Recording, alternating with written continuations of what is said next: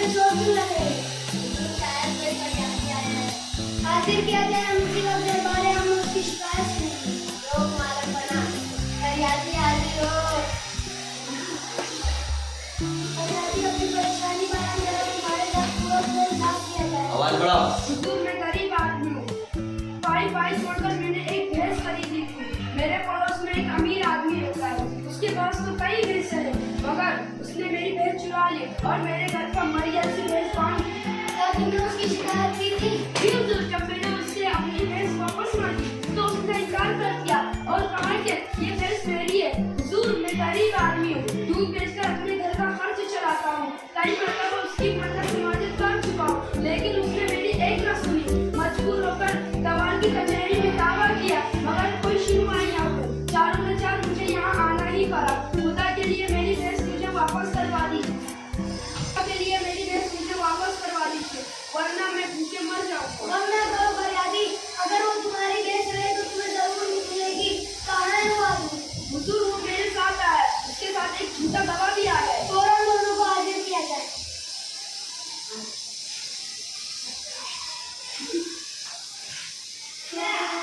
मेरा नाम अमीर अली है। और तुम्हारा? राजीव को अकबर अली कहते हैं। हाँ फरियादी, हमने तुम्हारा नाम नहीं पूछा। बंदे को करीमुद्दीन कहा जाता है अली जान। हाँ तो अमीर अली, करीमुद्दीन ने अपनी भैंस की चोरी का इल्जाम तुम पर लगाया है। इस बारे में तुम क्या कहना चाहते हो? मालूम बना मुझे अफसोस है कि इसने चोरी का इल्जाम मुझ पर लगाया, लेकिन मेरे पड़ोसी जानते हैं कि मैं कभी झूठ नहीं बोलता और मुझे चोरी करने की क्या जरूरत। मुझे अल्लाह का दिया हुआ सब कुछ है और मेरे मोहल्ले वाले जानते हैं कि मेरे पास एक ऐसी भैंस है जो दूध देने में उसका कोई मिसाल ही नहीं। ये सरासर झूठ है। ऐसी भैंस तो मेरे पास थी जो अमीर अली के भैंसों से ज्यादा दूध देती थी, इसलिए ये मुझसे छीनना चाहता था। आखिर में इसने मेरी भैंस चुरा ली। करीमुद्दीन, तुम ये बताओ, जब तुम्हारी भैंस चोरी हुई तो तुम कहाँ थे? ये हुजूर, ये रात का वाकया है। मैं सुबह का थोड़ा मैडम सो रहा था, तब सुबह बाड़े में चारा देने गया तो मेरी भैंस गायब। क्या तुम्हारे पास कोई सबूत है कि वो भैंस तुम्हारी थी? जी नहीं हुजूर, मेरे पास कोई सबूत नहीं है।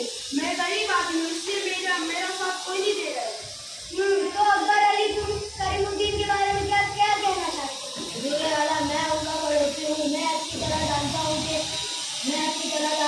उनके आंगन में मरी हुई भैंस उन्हीं की है। ये कैसे हो सकता है? अमीर आदमी की भैंस कम दूध दे और गरीब आदमी जिसके पास चारे के पैसे तक भी ना हो उसकी भैंस ज्यादा दूध दे। कहानियाँ बनाकर हक छीनना करीमुद्दीन की पुरानी आदत है। तुम्हें कैसे पता कि करीमुद्दीन दूसरों का मन गलत गाने वाला क्या चीज है? हुजूर, एक माह कबल उसने मेरी बकरी पर भी कब्जा करने की नाकाम कोशिश की थी। यह सरासर झूठ है। इसे तो मेरे पड़ोस में आए हुए मुश्किल से 15 दिन ही हुए होंगे।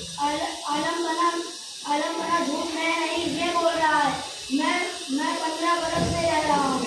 यह सरासर झूठ और ज्यादती जुल्म है। मामला पेचीदा हो चुका है। इसका हल ढूंढने के लिए हमें थोड़ा वक्त दरकार है। वज़ीर आज़म, इस मुकदमे के बारे में तुम्हारी क्या राय है? दोनों फरीकों की बात सुनने के बाद मेरे को करीमुद्दीन पर शौबा हो रहा है। वो कैसे? जैसा कि करीमुद्दीन का साथ देने के लिए कोई नहीं, तो इसकी वजह से करीमुद्दीन से पूछा जाए ऐसा क्यों है। हुजूर, मैं गरीब आदमी हूँ, इसलिए मेरा साथ देने के लिए कोई तैयार नहीं है। अक्सर लोग अमीर अली के साथ जान भी है। वो अमीर आदमी है, इसलिए उसके खिलाफ करने से कुचलाते हैं। करीमुद्दीन, तुम थोड़ी देर के लिए बाहर जाओ। क्यों सरकार?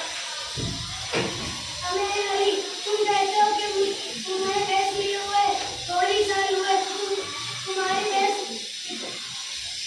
को कितना खरीदा? वज़ीर आला 10,000 रुपए में। तुम दोनों के आने से पहले करीमुद्दीन ने मुझे बताया था कि एक भैंस के टांग पे कोई दम का निशान है। आप बताओ किस टांग पे है?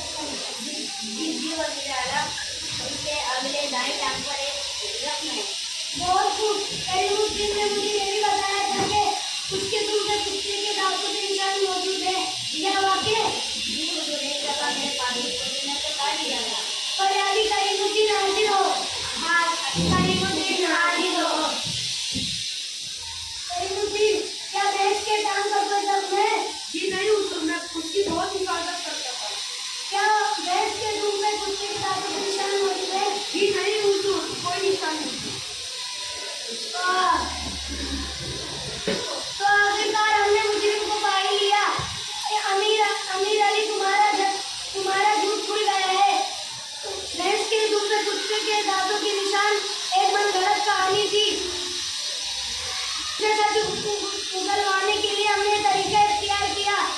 अच्छा आपका अच्छा हाल होने के बावजूद एक गरीब पर जुल्म किया।